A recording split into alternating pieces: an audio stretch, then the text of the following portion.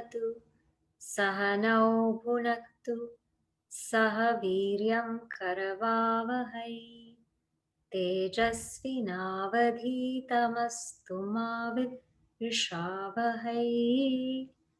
Om Shanti Shanti Shanti.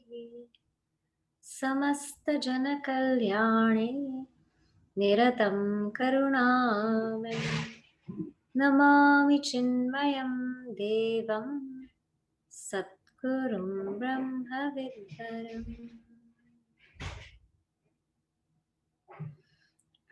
We'll do the other invocation.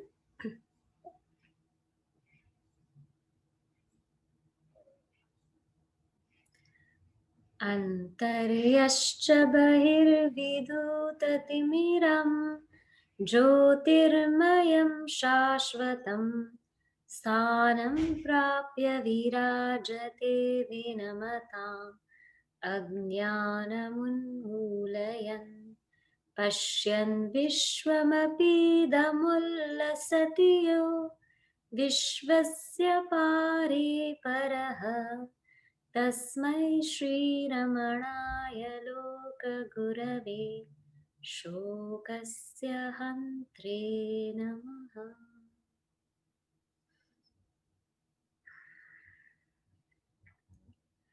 Right? Let's chant from verse number 1 to verse number 6. Okay? So these are the verses we've covered so far. So we'll begin.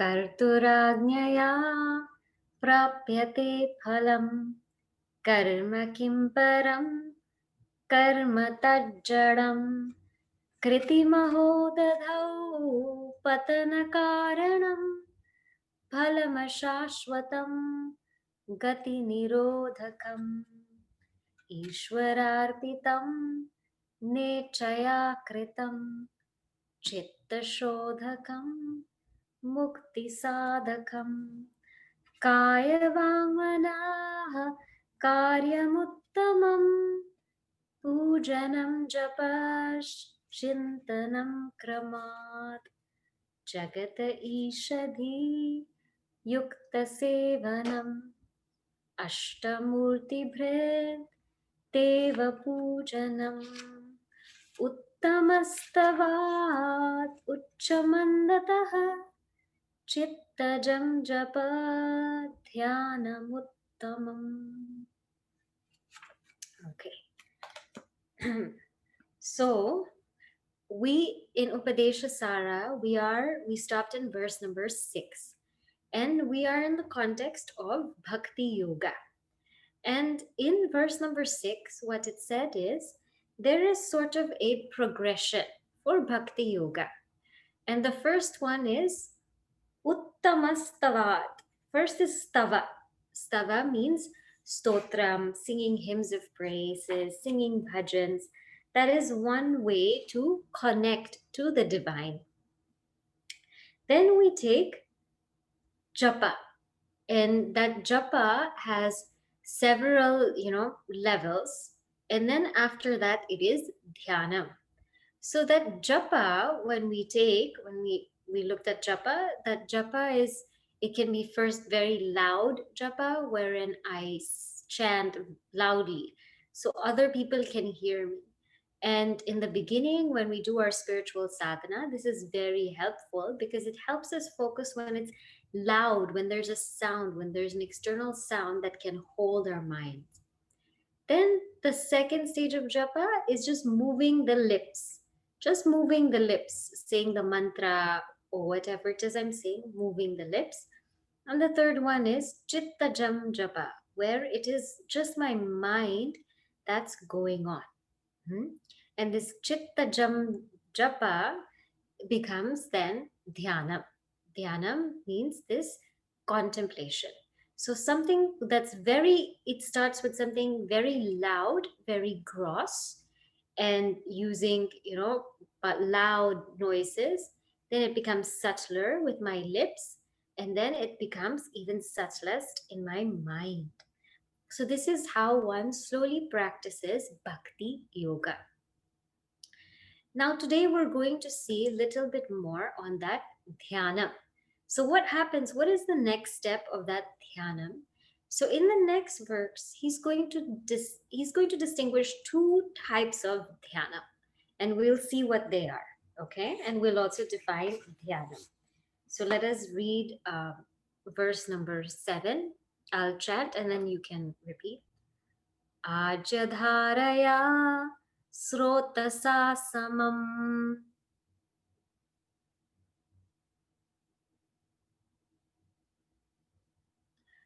सरलचिन्तनं विरलतः परम्.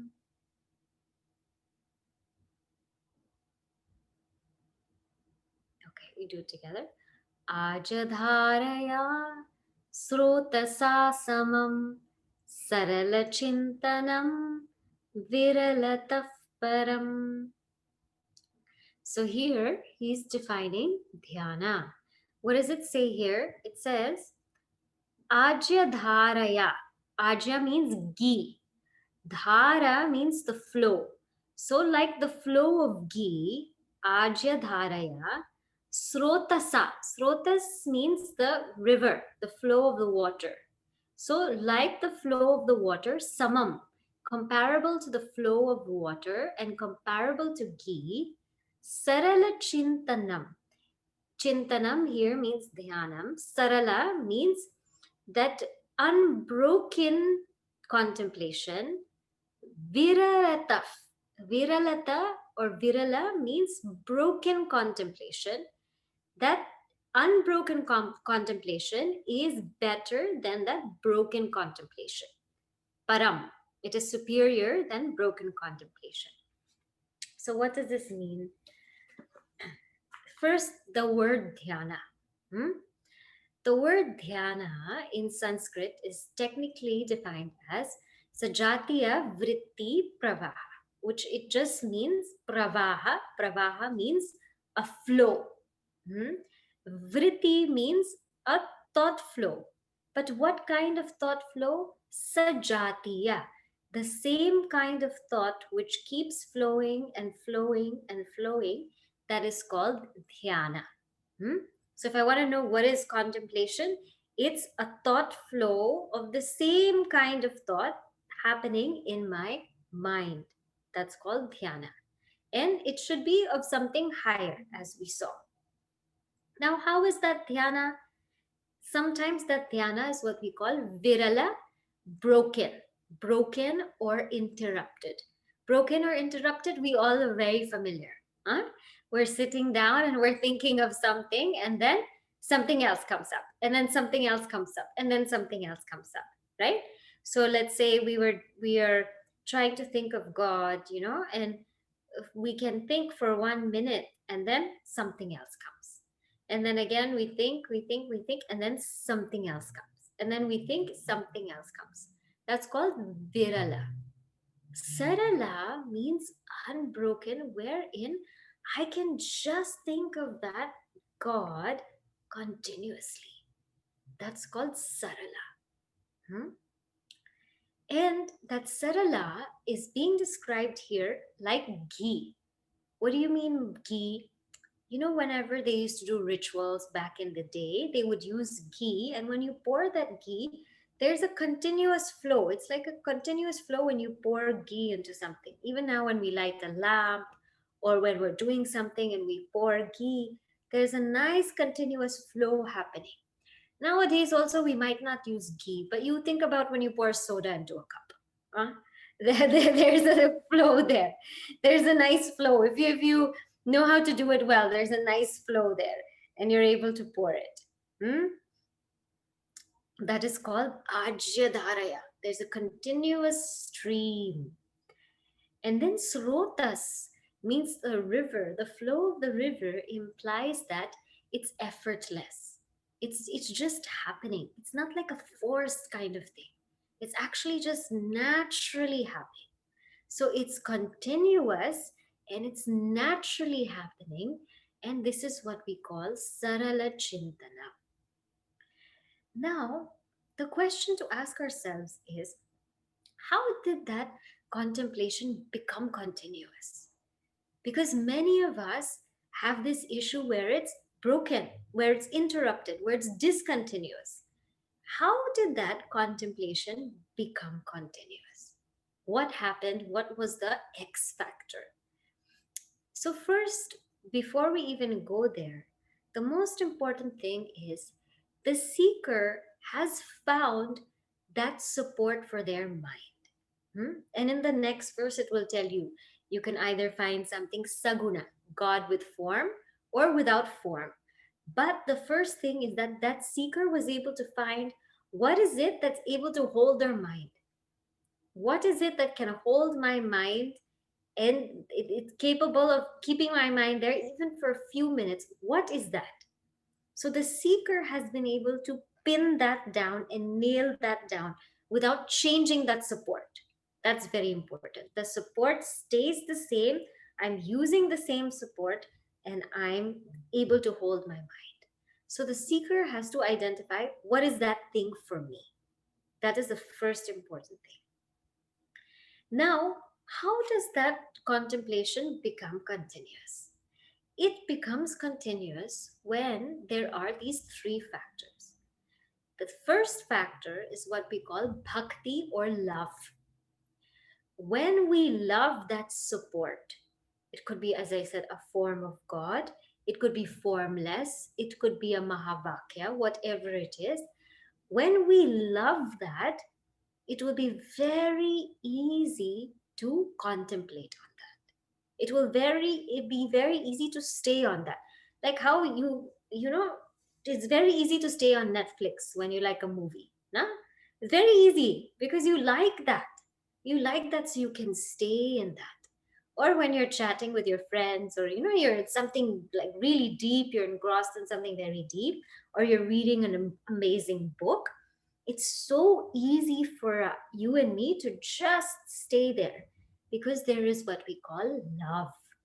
So, for that support, there must be this feeling of love, feeling of devotion.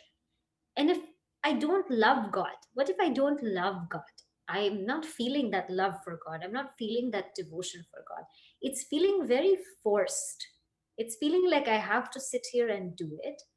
The more that I listen about that particular form of God or formless, the more I sing praises, the more I watch certain things or read certain things about it, the more the love will develop.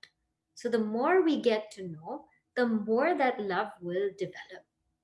So that first factor is really love. If there is love, the mind will be able to stay there. It won't be very difficult. Hmm? But as I said, my love for God has to be stronger than my love for the world, because the world tends to pull me away. It tends to pull me in several directions. So if my love for God is stronger than my love for the world, guaranteed I will be able to make it sarala chintana, continuous. But if my love for the world is stronger than my love for God, it will be very difficult. The deeper my love, the more continuous my contemplation will be. Hmm? So the first factor is what we call love. The second factor is what we call abhyasa or practice. That practice also will help me in that continuous thought flow. Why? Because, when we do something every day, when we do a routine, our body and our mind gets very used to it. So, for example, every day I'm very used to sitting down, 5 o'clock in the morning, I'm sitting down. What happens is my body is ready. I don't even have to command it to do anything. My mind is ready and it's ready to just take off because that practice is every day, every day, every day. It's a vasana is ingrained. Or let's say every day, if I have my lunch at 12 o'clock, then already my stomach will start growling. Already I'm ready. 12 o'clock, I'm going to have my lunch. Hmm?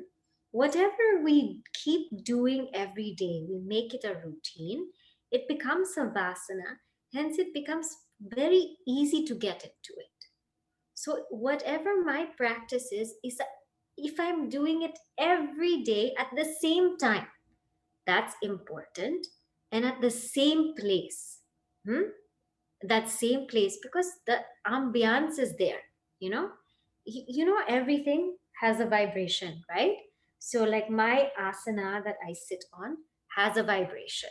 So the minute I sit, that vibration is already there. Hmm? So same time, same place. When I'm able to do that, then that contemplation can be unbroken. It won't waver so much because there is that practice. The more there is practice, the more continuous the contemplation will be. And it does take time. It's not something that will, happen in a couple of minutes or a couple of days. It takes time. That is the second factor. Now, what is the third factor? The third factor of contemplation is my vyavahara, my daily transaction should be peaceful. Gurudev, in his book Hasten Slowly, he says, if you want to sit and meditate for half an hour, what does it mean? My 23 and a half hours have to be pure and peaceful. So if in my daily vyavahara, there was something disturbing, somebody said something to me, or I said something to someone, or something happened that I didn't like, or all of these things went on in my head and really, really affected me. If that's the case, then I won't be able to contemplate. I will be able to contemplate on that person, on that event, on that situation, on that thing, but not on God. So if my vyavahara is peaceful, then I can have this um, unbroken contemplation. So these are three factors, because most of the time we start from unbroken. So please don't think that we start from broken. So please don't think that my contemplation is not unbroken. Yeah, it's not unbroken. We all start from broken. We all start from broken, and it is from that broken, from doing it again and again and again and again, then it becomes slowly unbroken.